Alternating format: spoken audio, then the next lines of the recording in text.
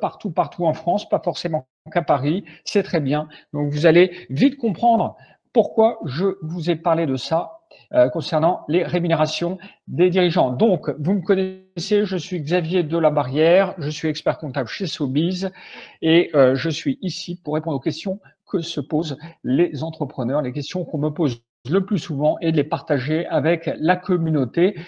Il y a parmi vous des entrepreneurs accompagnés par Sobiz. Je suis très heureux de vous retrouver là tous. Je ne vais pas tous les citer, mais vous êtes nombreux, vous vous reconnaîtrez. Et il y a aussi des entrepreneurs qui sont invités. Eh bien, soyez les bienvenus et prenez des notes. Ça va aller très vite. Prenez des notes, un crayon, un bout de papier. Et vous allez voir que dans les 9 propositions et 9 solutions que je vais vous proposer, vous ne pourrez pas appliquer les 9, mais vous pourrez en appliquer au moins 2 ou 4.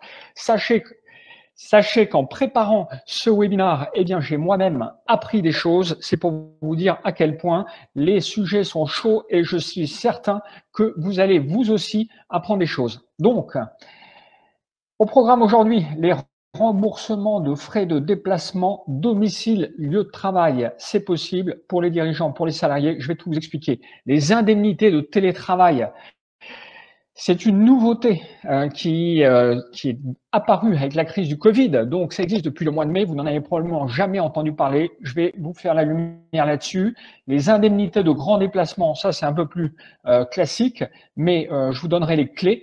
Les ordinateurs, téléphones et mobiles, tout ce que vous pouvez vous faire rembourser ou rembourser à vos salariés plutôt que de leur payer un salaire sur lequel vous payez des charges sociales. On va voir ça ensemble. La fameuse prime Macron, 1000 euros. Ça marche encore, ou 2000 euros dans certains cas. Je vous expliquerai comment en bénéficier. La prime d'intéressement, ça c'est vraiment la clé.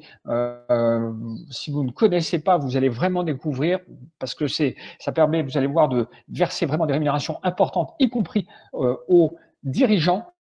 Le CESU, magique pour les salariés et jeunes parents, et pas que pour les jeunes parents. Vous allez voir, tout le monde peut bénéficier du CESU, même ceux qui n'ont pas de salariés. Les tickets restaurants, ça, vous connaissez, mais on reviendra sur des éléments fondamentaux pour les optimiser. Et les chèques vacances, vous allez voir comment faire payer une partie de vos vacances par votre entreprise partout en Europe. C'est parti. Alors, on commence avec les remboursements des frais de transport, domicile, lieu de travail. J'ai eu des questions encore cette semaine là-dessus. Donc, on va pas revenir sur les abonnements, sur les cartes Navigo et compagnie, tout le monde connaît.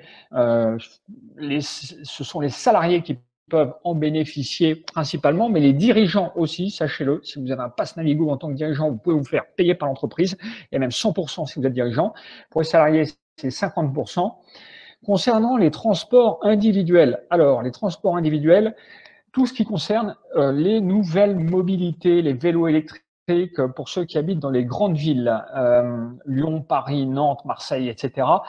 Vos salariés ont peut-être des abonnements, ils ont des frais au Vélib, 60 euros par an, des frais Lime, des frais Cityscoot, Uber, Jump ou de voitures de colocation, en tous les cas free floating, comme ça maintenant, Ubico. Eh bien, tous ces frais, vous allez d'une certaine façon pouvoir leur rembourser lorsque ils sont salariés. Vous avez le droit de leur verser ce qu'on appelle un forfait mobilité durable. Forfait mobilité durable, 400 euros par an pour un salarié qui est sur la base d'un plein temps. Donc, s'il a mi-temps, ce sera 200 euros par an. D'accord? Il n'y a pas besoin de produire des justificatifs pour ça. Il suffit simplement qu'il vous fasse une déclaration sur l'honneur du fait qu'il utilise le matin, eh bien, tel ou tel moyen de transport pour se rendre au bureau. Vous voyez, donc c'est déjà une très bonne nouvelle. 400 euros par an. Il y a rien à produire. Ça concerne tous les employeurs, toutes les entreprises qui sont dans des grandes villes principalement. On passe aux frais de carburant. Alors pour les frais de carburant, je prends mon anti-sèche parce que c'est un peu technique. Donc les frais de carburant, lieu de travail, domicile, lieu de travail. Ça, on pense pas souvent. On pense bien évidemment à rembourser à ses salariés les frais de carburant sous forme d'indemnité kilométrique lorsqu'ils se déplacent chez les clients. ou qui vont chez des partenaires, eh bien là, vous avez la possibilité, il faut le savoir, de leur rembourser une partie de leurs frais de transport pour venir le matin dans votre entreprise et repartir le soir. Pour ça, il y a quand même 2 conditions en ce qui concerne les frais de voiture des salariés. Il faut que le salarié habite en dehors de la région parisienne, c'est comme ça. Pour ça, je vous posais la question tout à l'heure. Eh bien, tout le monde n'y habite pas dans la région parisienne. Sachez que ceux qui habitent, les entreprises qui sont domiciliés dans la région parisienne ne peuvent pas profiter de cet avantage. Et ensuite, il ne faut pas qu'il y ait de transport en commun qui permettent à votre salarié de venir facilement à l'entreprise. Voilà. Donc, les indemnités kilométriques matin et soir, c'est possible, à condition de ne pas habiter dans la région parisienne et que il n'y ait pas de transport en commun. Pour le dirigeant maintenant, est-ce qu'on peut se rembourser des indemnités kilométriques pour aller à son travail le matin si on travaille seul? Eh bien, si vous êtes dirigeant BIC, BNC, ils se reconnaîtront bénéfices industriels et commerciaux ou bénéfices non commerciaux en EIRL ou en EI tout simple. Vous pouvez vous rembourser aux frais réels ou en frais de carburant si vous n'êtes pas propriétaire de votre voiture. Pour les dirigeants travailleurs non salariés, donc les gérants majoritaires de SARL principalement, des sociétés qui sont soumises à l'impôt sur les sociétés, c'est un peu technique, hein, mais pour cela, la loi prévoit qu'ils peuvent se verser des indemnités kilométriques pour se rembourser les frais de leur domicile à leur lieu de travail, dans une limite de 40 km de distance entre le lieu de travail et le domicile. Donc, si vous êtes dans ce cas-là, n'hésitez pas à vous verser des indemnités kilométriques. Et vous pouvez même, si à côté de votre bureau, vous avez loué un parking pour garer votre voiture, évidemment, la faire payer par votre entreprise si vous êtes dirigeant. Ça marche aussi pour les salariés. Petit élément technique, n'oubliez pas, si vous êtes dirigeant et que vous avez votre société est soumise à l'impôt sur les sociétés, les indemnités doivent être réintégrées à votre revenu imposable et elles sont déduites, elles font partie des 10% de frais que vous appliquez automatiquement pour le calcul de votre impôt sur le revenu. C'est un peu technique. Si vous voulez plus d'informations, n'hésitez pas à poser vos questions là, enfin, à nous poser les questions sur le site Sobiz. Ce sera plus simple, on pourra vous répondre par email. Voilà pour les indemnités kilométriques et voilà les formalités free floating, etc. On en a parlé, donc vous voyez qu'il y a toutes les marques qui apparaissent en bas à droite. Il y avait Alex qui m'avait posé la question cette semaine. Donc Alex, je te réponds, oui, tu peux passer tes frais de Lime sur ton entreprise. Est-ce qu'il y a des questions sur ce point-là pour voir le son? Il y en a qui n'ont pas le son. Je pense que vous m'entendez. Bon, si vous n'avez pas le son, j'imagine que vous auriez été plus nombreux à vous manifester. Donc, je continue. Ensuite, donc les indemnités de télétravail, ça c'est complètement nouveau. Alors vous allez voir, je vous le dis franchement, c'est pas révolutionnaire en termes de montant, mais puisque ça existe, ce serait vraiment dommage de s'en priver. Donc les indemnités de télétravail, comment ça marche? C'est une indemnité forfaitaire de 10 € par mois que l'employeur peut verser à chacun de ses salariés par jour de travail effectué.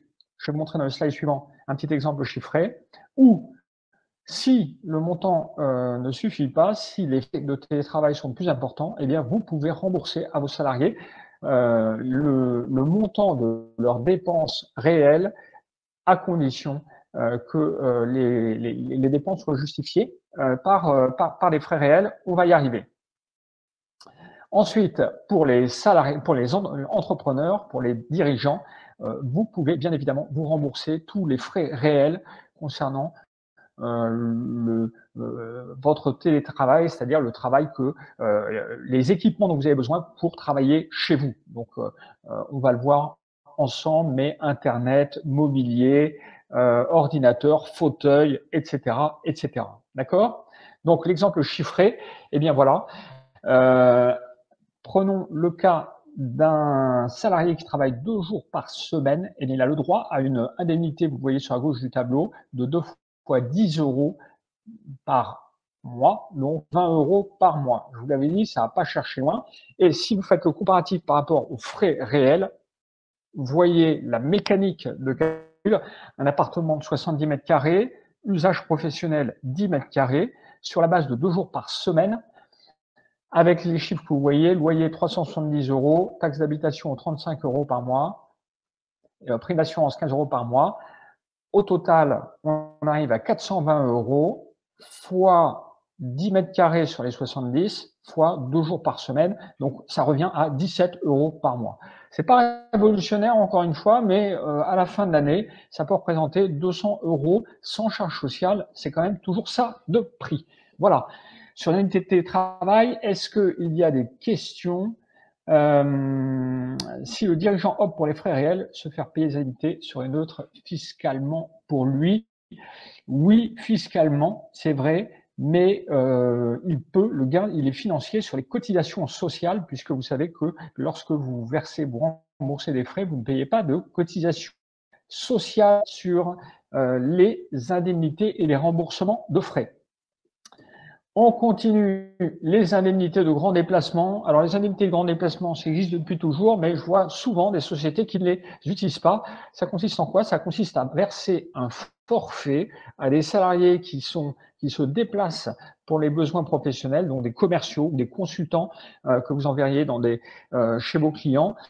Eh bien, plutôt que de leur demander justificatif de toutes leurs dépenses, notamment pour des missions qui sont plutôt des missions longues, 3 jours, 4 jours, 5 jours, 2 semaines, 3 semaines, 1 mois, 2 mois, vous avez le droit de leur verser un forfait qui couvre les frais de logement et les frais de nourriture sans qu'ils aient besoin, encore une fois, de justifier, et ce qui leur permet, par exemple, de éventuellement faire de la location et de se préparer leur dîner dans leur coin. Ça évite qu'ils aient des notes de supermarché à vous transmettre, et ça leur permet donc éventuellement de garder une petite marge pour eux. Donc, vous voyez les chiffres. Les conditions, c'est que le lieu de travail soit distant d'au moins de 50 km de leur domicile, ou au moins à plus d'1h30 de transport en commun. L'indemnité forfaitaire, elle va jusqu'à 106 euros par jour pour l'alimentation, 19 euros par repas, matin et soir, et 58 euros pour le logement et le petit déjeuner. Voilà.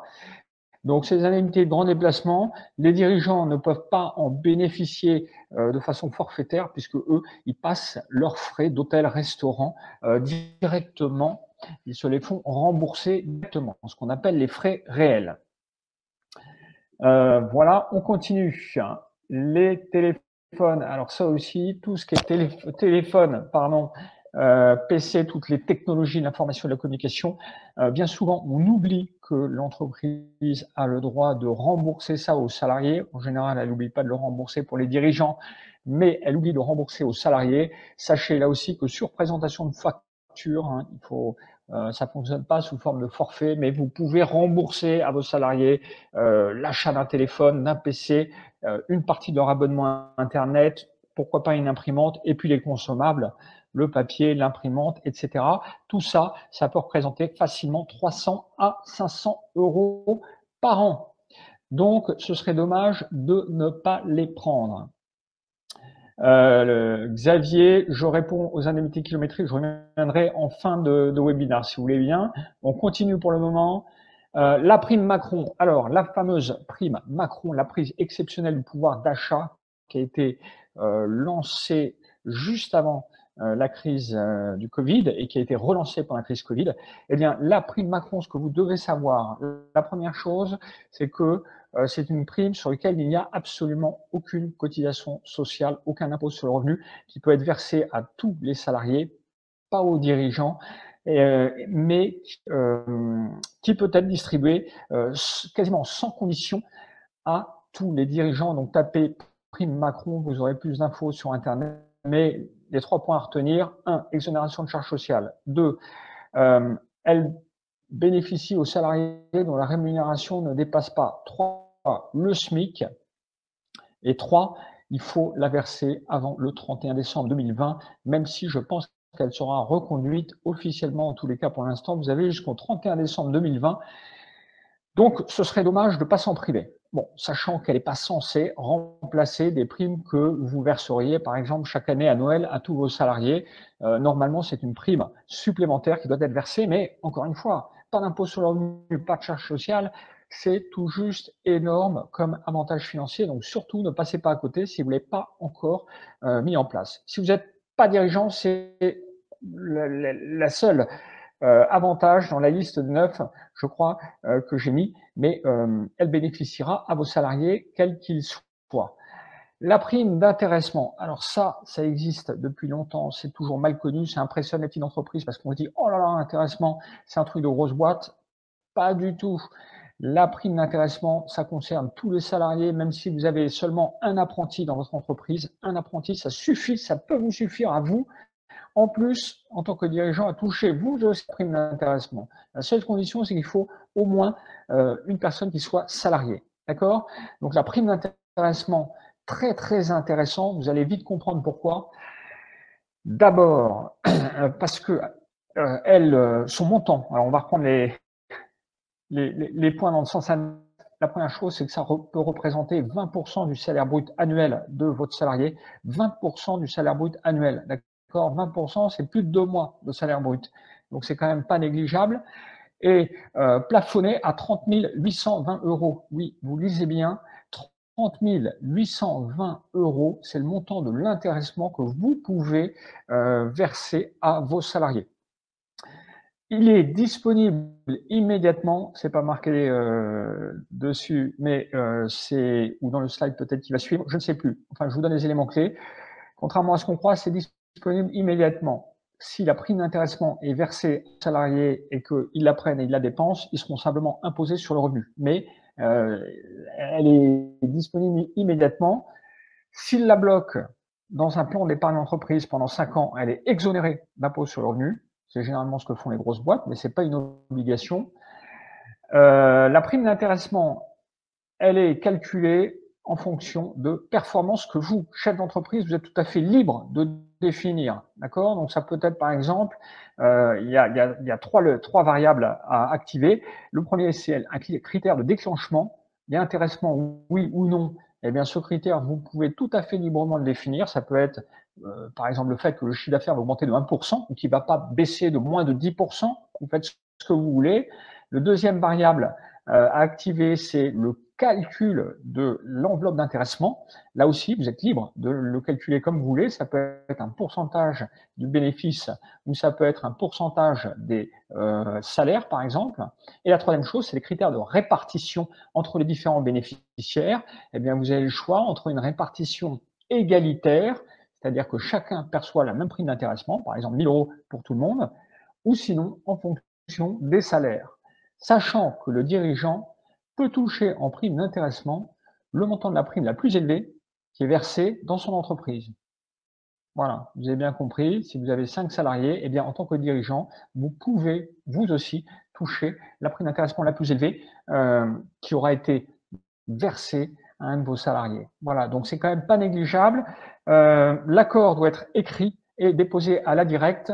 Il doit être écrit, déposé à la directe avant le 6e mois de votre exercice comptable. C'est-à-dire que, par exemple, pour en profiter à partir de 2021, vous avez jusqu'au 30 juin 2020 pour déposer votre accord d'intéressement. C'est pas bien compliqué à faire. Si vous êtes un peu débrouillard, vous pourrez le faire tout seul. Sinon, vous pourrez vous faire aider. Si vous êtes client Sobeys, contactez-moi. Je vous aiderai à le mettre en place. On vous expliquera comment faire. Voilà. On continue. Allez, voilà, les avantages du plan de prime d'intéressement, je vous ai tout dit, sauf que je reviens sur les cotisations sociales et les exonérations. Côté employeur, c'est 100% exonéré de charges sociales pour les petites entreprises, jusqu'à 250 salariés, donc il y a quand même de la marge. 100% exonéré de charges sociales, la prime d'intéressement. Et pour le salarié, il ne paye que la CSG et la RDS, 9,7%. Donc vous voyez que c'est très, très efficace. Et vous avez vu que le montant est très important. C'est le meilleur canal de rémunération complémentaire en termes d'efficacité, d'ambition, d'enveloppe et d'ouverture de la cible, c'est-à-dire que tout le monde peut en profiter. C'est génial. Moi, dans mes cabinets, dans mes sociétés, j'ai toujours mis en place des accords d'intéressement parce que je préfère verser des rémunérations collectives. Et puis, en plus de ça, ça permet de rassembler toute l'entreprise dans une même direction, sur un même objectif, au sujet duquel on parle régulièrement. Voilà. Donc, si l'objectif de votre entreprise, c'est de faire de la croissance et que vous voulez vraiment créer un pack, mobiliser toutes les forces de votre entreprise sur cet objectif, eh bien, mettez en place un contrat d'intéressement. Vous allez voir que ça va pousser fort derrière vous. Si au contraire c'est la rentabilité, eh bien, mettez l'objectif sur la rentabilité. Et là aussi, tout le monde sera mobilisé dans le même sens. Ça peut être aussi des critères qualitatifs, c'est pas forcément quantitatif. Ça peut être le niveau de satisfaction des clients, ça peut être la qualité de vos produits, etc., etc. Je vous le dis, vraiment, si vous avez des salariés, mettez en place un contrat d'intéressement.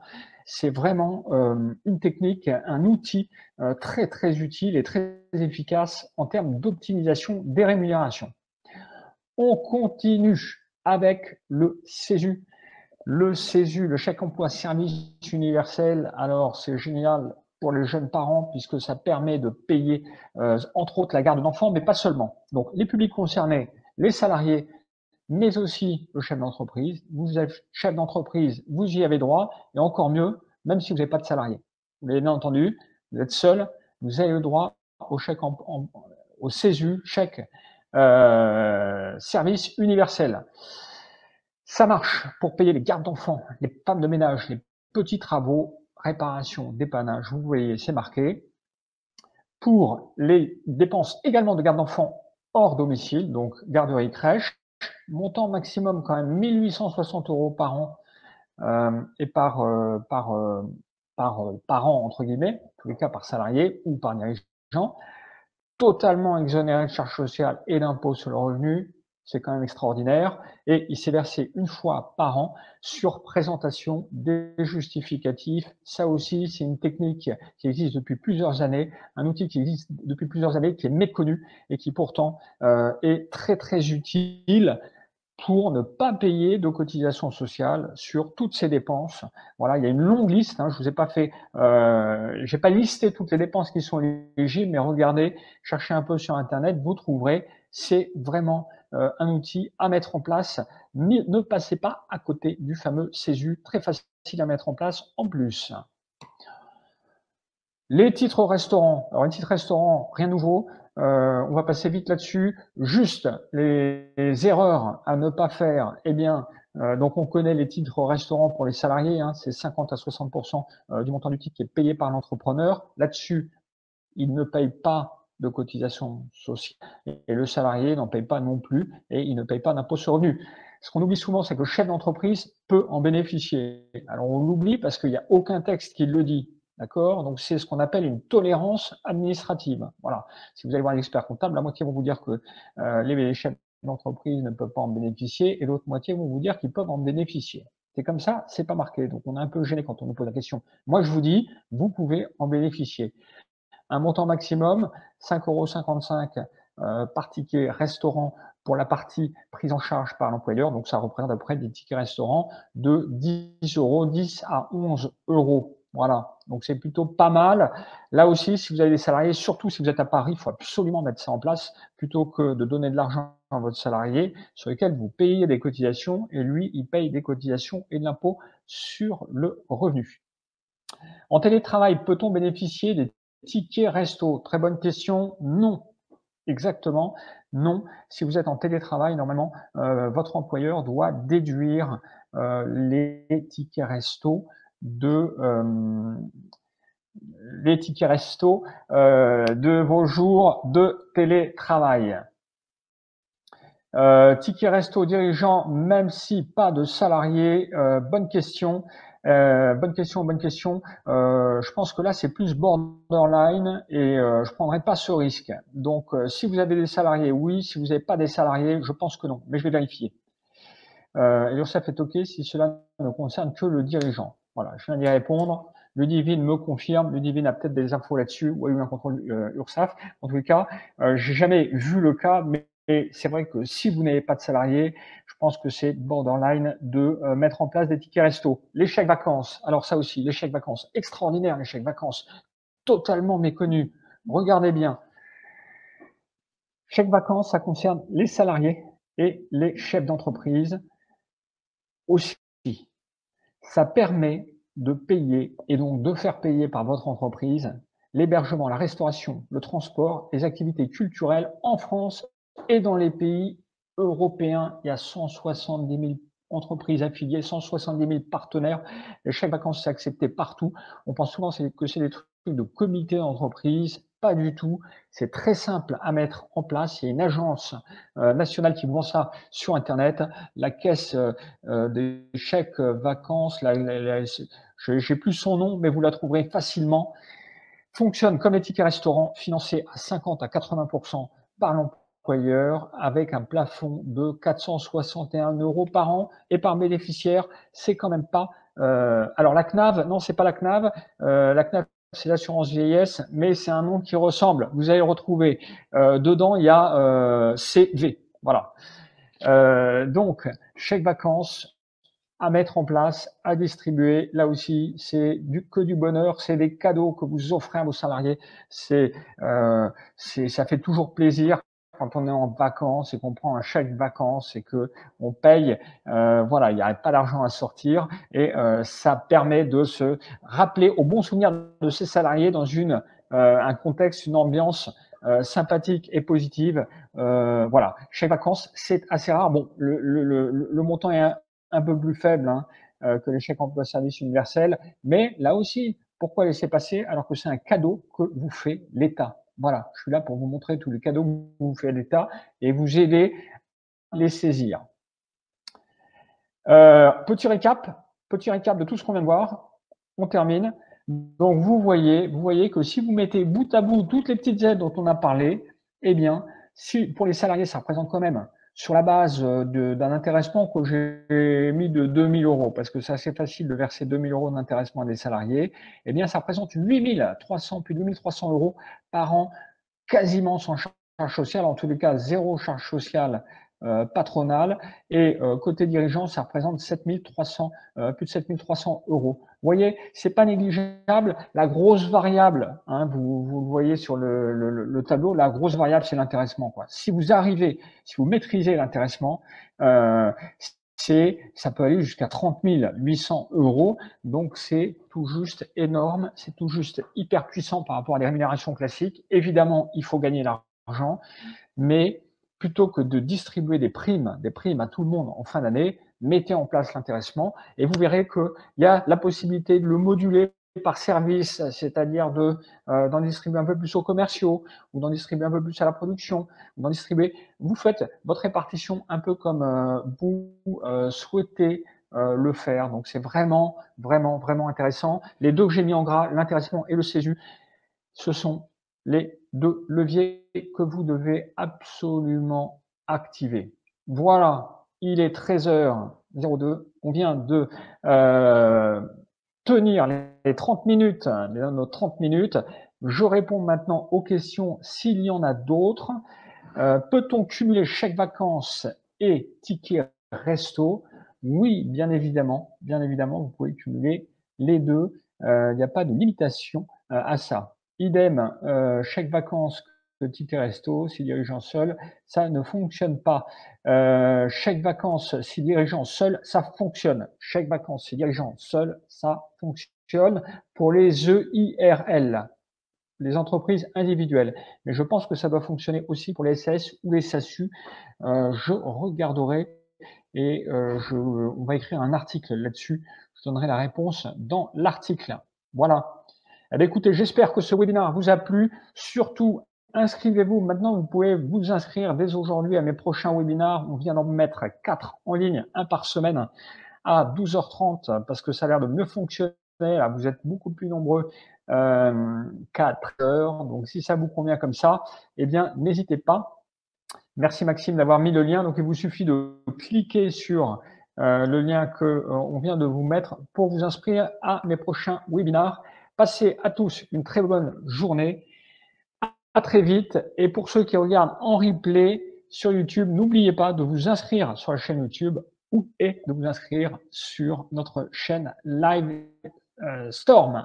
À très bientôt.